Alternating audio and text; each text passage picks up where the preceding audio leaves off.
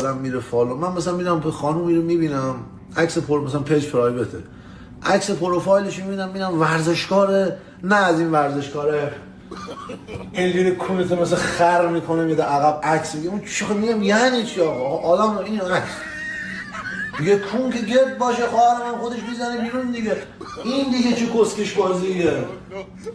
خارپوس دوربین اونوریه، آینه اونوریه، تا میرن جلوی دوربین خارپوس اینجوری میکنه.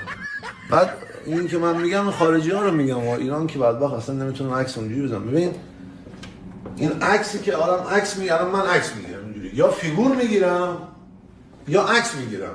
درست حالا اینجوری، حالا خارپوس بازی عکس ساعت دستم باشه اینجوری میکنم، نباشه اینجوری میکنم. این که الان میره جلوی دوربین